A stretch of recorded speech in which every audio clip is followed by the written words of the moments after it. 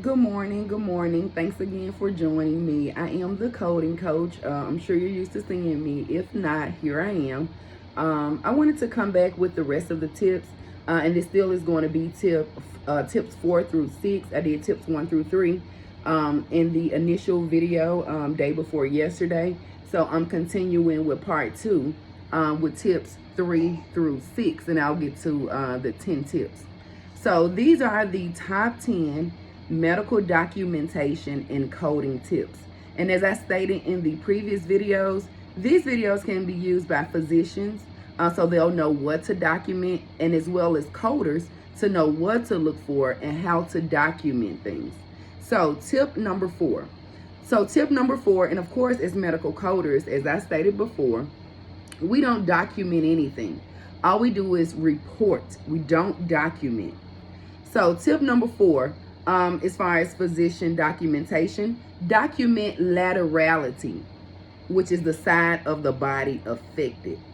If you're coding as a medical coder and you notice that the physician that you're coding for, or if you notice all the time that this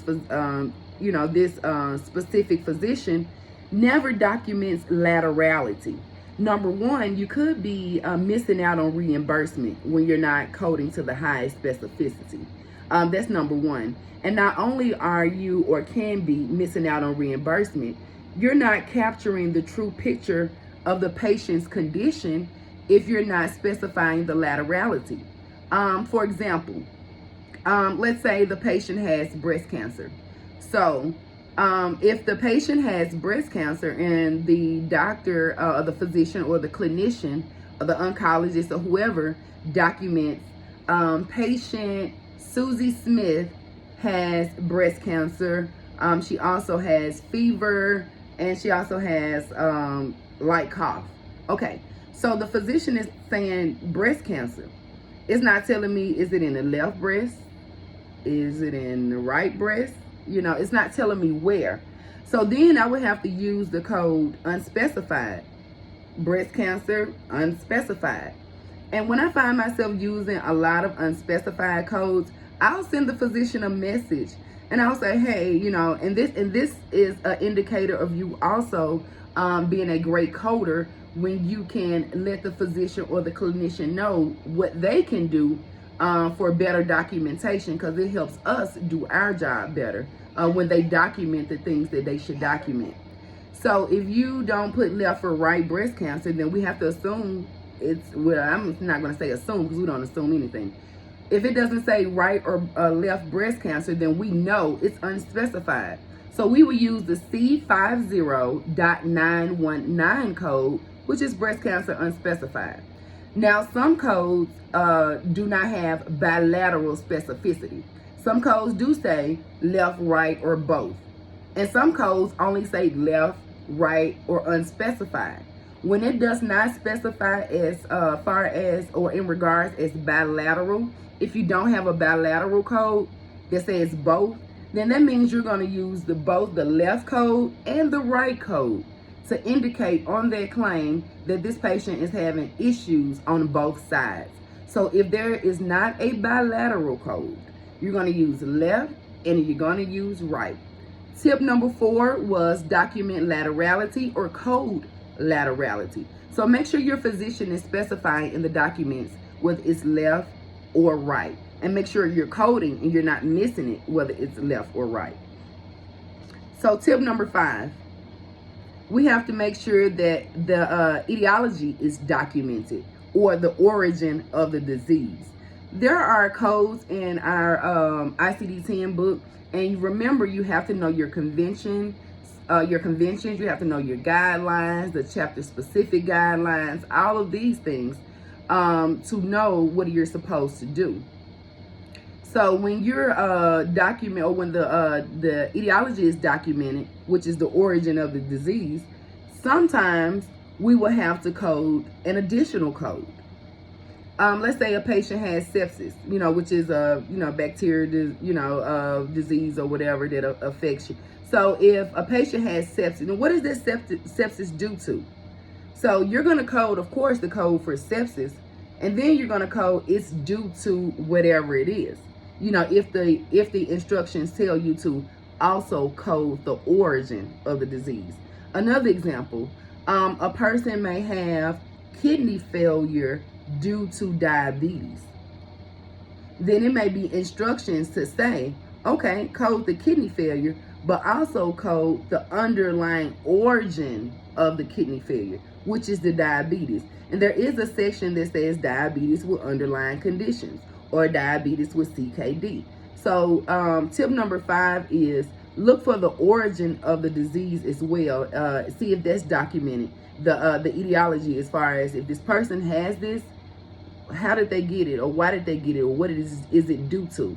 Now, this doesn't apply to all of the codes. That's why you have to read your instructional notes and your chapter specific guidelines, but they do exist.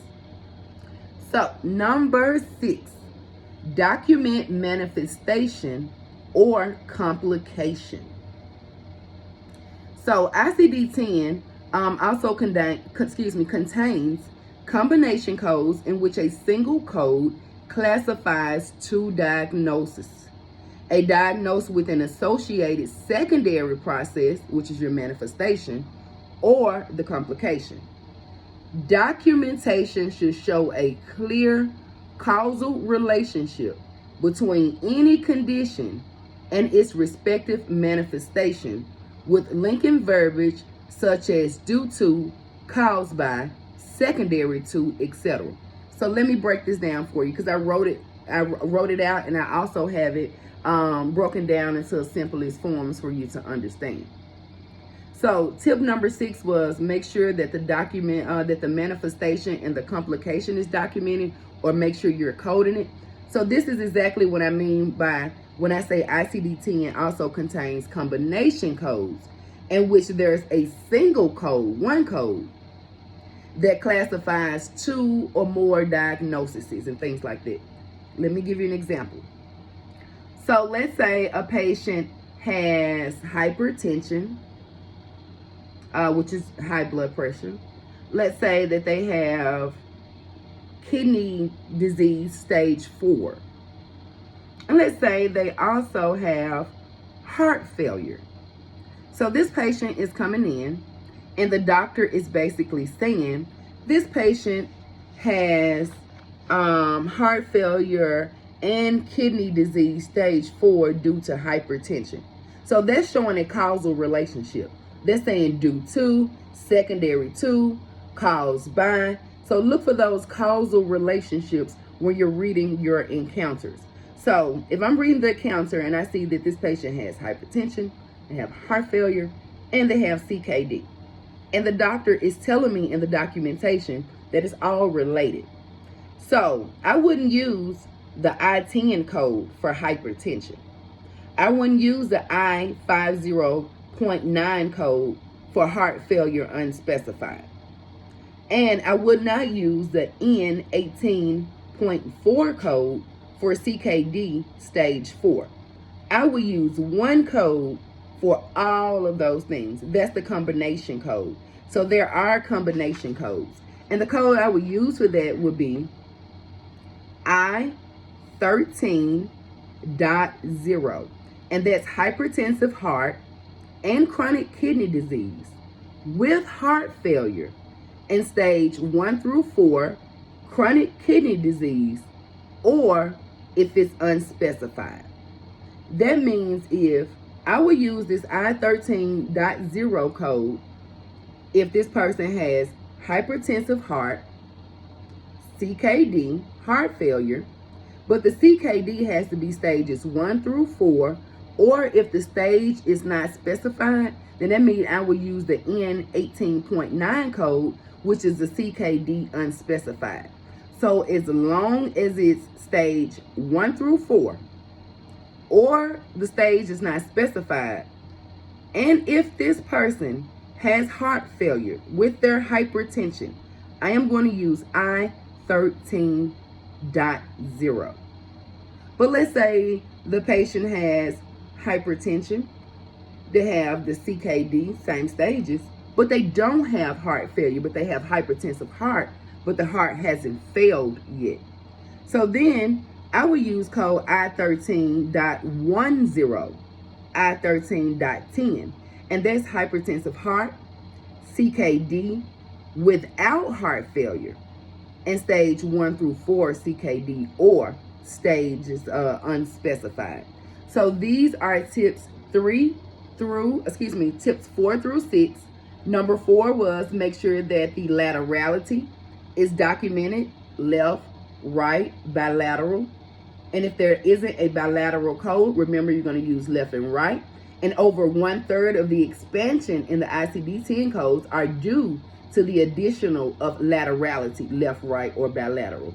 So ensure documentation specifies the size of the body affected. In cases where the bilateral code is not provided, it is appropriate to assign a code for both the right and left side when bilateral is documented. Just wanted to read it out for you. So tip number 5, document the etiology or the origin of the disease. ICD-10 contains coding instructional notes to use additional code at the etiology code and a code first note at the manifestation code. So that means when you run into some of those codes, it's going to say code this first from this section, because it's going to show that this person has this condition or this disease, but it's due to this. So I need you to code this also. It'll say that. So make sure you're reading in your tabular list, reading all the instructional notes, the chapter guidelines, and it'll say that. So be sure to include the underlying cause, such as the infectious agent, the physical agent, or the internal failure, or if it's congenital. Congenital means pretty much you're born with it. You had it from birth. You've always had it. So 6, the last tip for the video. Tip number 6, document manifestation and complication if you're a physician.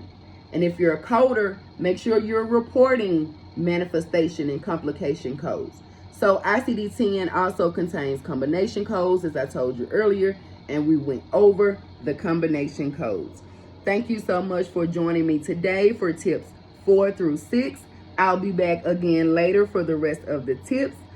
Please don't forget to comment, like, and subscribe. Thank you so much for joining. Bye.